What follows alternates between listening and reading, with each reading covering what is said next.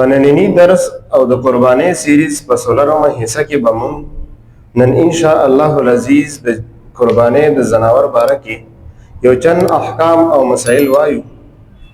په هغه مسایلو کې د ټولو نه لومړۍ مسله دا ده چې د قربانۍ د ځناور څومره عمر پکار دی او په کم کم ځناور باندې کېږي.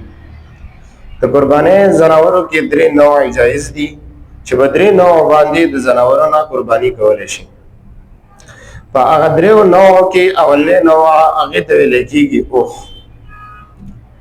که بیا نر وي او که ښځه وي، او دوهمه نوع هغې ته ویلی کېږي غوا چې کوم ته موږ په عربۍ کې بقر وایو، خوا هغه نر وي او که مادي وي. دریمه نوع هغې ته ویلی کېږي شات، غنم، بیزه او ګډه، که نر وي او که ښځه وي په دې باندې هم قرباني جایز ده. خو په اوښ کې د عمر شرط تر 5 کالو دی چې 5 کاله به پوره وي، د هغې نه بعد به په اوښ باندې قرباني کېږي چې هغې ته د عربۍ په اصطلاح کې مسنه ویلی کېږي. او د غوا په عمر کې 2 کاله عمر دی، 2 کاله عمر به پوره وي. چې 2 کاله عمر یې پوره وي نو په دې غوا باندې بیا قرباني جایز ده. د 2 کالو نه به عمر پوره وي او پیاوښتې وي. په چیلې او په ګډ کې یو کال دی، خو په ګډ کې بیا رخصت شته دی چې که چېرې ګډ د باډۍ نه او د غوښې نه دومره پیړ وي چې د 1 کال ګډانو په منځ کې پرېږدي او هغه د 1 کال اوښ ښکارېږي نو که ګډ بیا د 6 میاشتو هم وي نو په هغه باندې قرباني جایز ده. خو په چیلې کې به صافي 1 کال عمر وي بیا به جایز وي، ورنه د دې نه کم عمر باندې به په چیلې کې قرباني جایز نه وي، قرباني پې نه کېږي. دوهمه مسئله په دې باب کې دا ده چې آیا په میخه باندې قرباني جایز ده او که نه ده. نو اول خو دا خبره موږ د اول نه ذکر کړه چې قرباني په دریو نوعو باندې ده. نو علامه راغب رحمه الله لیکي چې الجاموس من البقر، الجاموس من نوع البقر، چې دا میخه د غوا د نوع نه ده. نو هر کله چې په غوا باندې قرباني جایز ده نو په دې باندې هم قرباني جایز ده. خو په دې کې تر اوسه پورې چا اختلاف نه و کړی. اختلاف زمونږ دلته په پېښور کې او په نورو علایقو کې کوم اهل حدیث وروڼه چې دي په هغوی کې هم د هغوی اکابرین د دې د جواز قایل دي او هغوی دا په غوا کې داخلوي. خو اوس چې کوم ځوانان راوتلي دي او میډیا ته ناست دي نو د دوی پکې اختلاف کوي او دوی په میخه باندې قرباني د نبی علیه الصلاۃ والسلام سنت د نبی علیه الصلاۃ والسلام نه ثبوت نه کړي. اگر که د نبی علیه الصلاۃ والسلام په وخت کې د میخې ذبح نه فعلا خو نه ده شوې، نبی علیه السلام په خپله باندې نه ده کړې، خو د نبی علیه الصلاۃ والسلام په وخت کې په دریو نوع باندې ذبح شوې ده او قرباني شوې ده چې هغه مونږ ذکر کړې چې یوه نوع د اوښ ده، یوه نوع د غوا ده او یوه نوع د غنم او د شات ده. نو هر کله چې د نبی علیه الصلاۃ والسلام په وخت کې فعلا قولا تقریرا د بقر د نوع ذبح شوې ده نو هر کله چې علامه راغب رحمه الله نور په دې باندې تصریح کړې ده چې میخه دا د غوا د نوع نه ده، نو معلومه شوله چې کومه نوع هغه وخت کې پیغمبر علیه السلام ذبح کړې ده نو دا په هغه نوع کې داخله ده. نو په دې کې هم د غوا د 2 کالو شرایط هم دي او په دې باندې قرباني جایز هم ده. د دې نه بعد براشو دریمه مسئله په دې باب کې دا ده چې دا غاښونه چې کوم دي دا د ځناور کې علامت دی، دا په ځناور کې علت نه دی. لکه مطلب دا دی چې د عمر دپاره مدار دا صرف غاښ نه دی. یو سړی دی هغه په خپله باندې ساتلی دا او هغه ته د هغې د عمر پته شته دی چې د دې 2 کاله عمر پوره دی او په دغه صورت کې غاښونه نه دي راوتلي نو په دې ځناور باندې قرباني جایز ده او په دې باندې قرباني کېږي. خو علماو چې دا د غاښ علامت ګرځولی دا په هغه صورت کې چې د یو سړي په منډیه کې اخلي او د داسې افرادو نه اخلي چې افراد اعتمادي دي او که نه دي، نو هلته علما وایي چې د علامت ګورئ که چېرته د علامت وي نو اخلی یې که نه یې مه یې اخلی ځکه چې که د علامت نه وي نو سړی به شکین شي چې آیا د عمر به پوره وي او که به نه وي. نو په قربانۍ کې به هغه ځناور ذبح کې چې په کوم کې د شک نه وي او د شک نه بهر وي، نو په کار ده چې ته صافي ځناور ذبح کې. نو د دې وجې نه علماو دا غاښونه دا علامت ګرځولی دی، دا غاښونه علت نه دی. ډېر کله ته په کلو کې داسې کېږي هم چې یو جانور 2.5-3 کالو ته ورسي، خو تر هغې پورې د هغه غاښونه دا نه وي راوتلي. څلورمه مسئله په دې باب کې دا ده چې یو سړی دی یا په پاکستان کې دی یا د پاکستان نه بهر دی، خو د خپلې ژبې دپاره بل سړی وکیل جوړول غواړي چې د ده د طرف نه قرباني وکړي، نو بالکل په اتفاق د فقهاو باندې دغه وکالت صحیح دی او دا سړی چې کوم دی ځان لپاره د قربانۍ یو وکیل جوړولی شي. خو یوه مسئله ده چې په دې وخت کې به نیت د وکیل ته اعتبار وي، چې وکیل نیت وکړي د موکل طرفه هم د قربانۍ نیت وشو او دا به قرباني بالکل د دې موکل طرف نه جایز ده او صحیح ده او د فضیلت وړ ده. پنځمه مسئله دا ده چې علماو صراحت کړی دی چې په قربانۍ کې په دې 3 نوعو کې چې هر نوع حلالوي، نو علماو په دې باندې تصریح کړې ده چې په دې کې مادي حلالول دا د نر نه افضل دي. خو که چا نر حلال کو که چا مادي حلال کړه، نو په ټولو کې مسئله بالکل واضحه ده او صحیح ده، هیڅ مسئله نشته دی. خو دا علماو د افضلیت قول په مادي کې کړی دی چې مادي د نر نه افضله ده. او شپږمه مسئله دا ده چې یو سړی قرباني د خپل اولاد د طرف نه کول غواړي، نو بالکل کولی شي، په دې کې هیڅ مسئله نشته دی.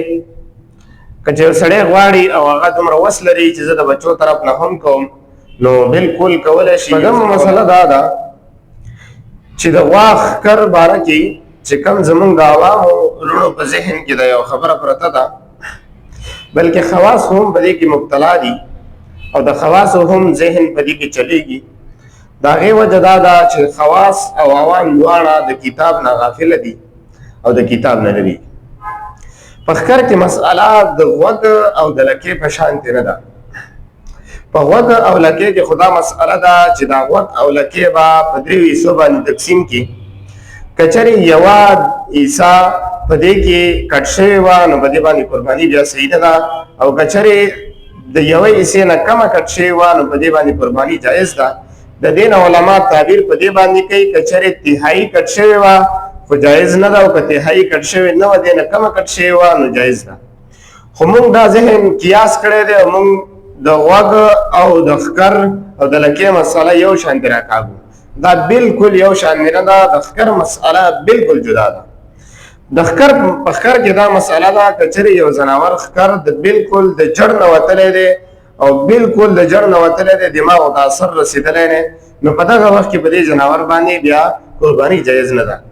ورنه د دې نه علاوه که چېرې داسې ده چې لږ کټ شوی دی، ډېر کټ شوی دی، خو ښکر شته دی، بالکل د جړ نه کټ شوی نه دی، نو په دې صورتونو کې په دې ځناور باندې قرباني کول بالکل جایز دي. اومه مسئله دا ده چې آیا د خسي ځناور قرباني جایز ده او که نه ده؟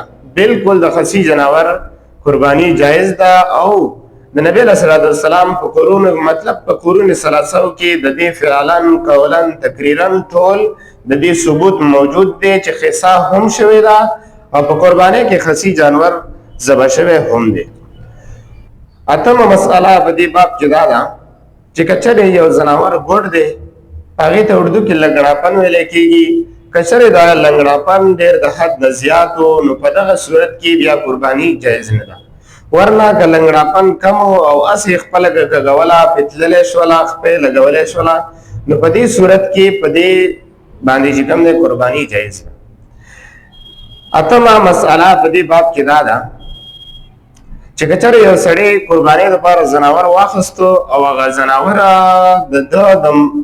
د ځناور د ذبح کولو نه مخکې دی وفات شو، نو په دغه صورت کې دغه ځناور د ده د بچو په میراث کې داخل دی، د ده په بچو باندې دا حلالول لازم او واجب نه دي. که چېرې د خپل طرف نه او به طور تصدق په پلار پسې وغواړي، نو حلالولی شي. نهمه مسئله دا ده که چېرې یو سړي ځناور واخیستو او دا ځناور بیا د ده نه ورک شو، نو دا سړی به خالي نه وي، یا به دا سړی غریب وي یا به مالدار وي. که غریب وو نو دا سړي باندې دویمه اخیستل لازم او واجب نه دي. زمونږ په ذهن کې دا خبره پرته ده او ډېر وخت مونږ ذکر کوو چې که غریب نه ورکه شوه نو دویمه به اخلي. هغه مسله دا نه ده، هغه صورت جدا دی، هغه هم انشاءالله وایو دی نه بعد. که چېرې دا سړی مالداره وو نو په دغه صورت کې په ده باندې اخیستل واجب او لازم دي. خو که غریب نه یو ورکه شوه او بله یې واخیسته او چې بله یې واخیسته نو د هغې د اخیستلو نه بعد د اختر نه مخکې دا بله هم را پیدا شوله چې کومه روکه شوې وه، نو غریب به دا دواړه حلالوي. او که مالداره سړي واخیسته او بله یې هم پیدا شوله نو مالداره باندې دواړه حلالول لازم او واجب نه دي. یو به حلالوي، د دواړو ذبح کول مستحب دي او د یو واجب دي، او یو به حلاله کي او یو که د ځان دپاره خرڅول غواړي نو بالکل یې خرڅه کي او خرڅولی شي. نهمه مسئله په دې باب کې دا ده چې یو سړي زناور واخیستو او مادي واخیسته او هغه مادي حامله ده، نو په دې صورت کې که چېرې د اختر کې ذبح وکړه د حامل ځانور ذبح خو جایز ده، خو که چېرې د اختر په ورځ باندې د ذبح وکړه او دا بچی ترې مړ راووتو نو خاصې هم مردار دی. د مور په حلالېدو سره دا بچی حلال نه ګرځي. که چېرې دا بچی ژوندی راووتو نو دا بچی هم حلال کي، لکه څرنګه چې مور خوړل جایز دي نو دغه رنګې دا بچی خوړل هم جایز دي.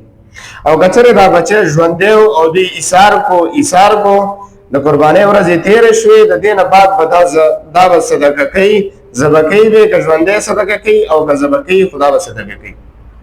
او که چېرې دا وساتو کال پرې راتېر کو، بل کال یې د قربانۍ په وخت کې په 10مه ورځ باندې بیا حلالوي، نو په دې باندې قرباني بالکل نه کېږي. نو په دې کې احتیاط وکړئ. حامل جناور حلالول دا بالکل جایز دي، په دې کې څه کراهت نشته دی. 10مه مسئله په دې باب کې دا ده چې یو سړي د قربانۍ دپاره زناور اخیستی دی، خو څه داسې وجه راغله چې هغه لاړو او هغه یې خرڅه کړه یا همداسې خرڅه کړه او په هغې کې ګټه وکړله، بیا همدغه سړی راولګېده په همدغه پیسو باندې بل زناور واخیستو، نو اوس په دې صورت کې دا زایدې چې کومې پیسې وې دا زایدې پیسې په ده باندې صدقه کول لازم او واجب دي.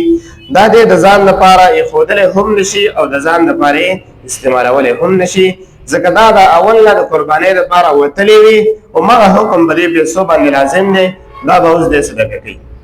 خو په کار همدغه صورت کې دله دغه وه چې اولنۍ خرڅ کو هغې کې ګټه وکړه، نو په کار وه چې دا ګټې سره همدې سر سره په دې باندې یو بهترین او ښکلی غویی اخیستی وی یا غوا اخیستی وی، خو چې ده داسې ونه کړه نو په دې صورت کې په ده باندې دا پیسې صدقه کول دا لازم او واجب ګرځي.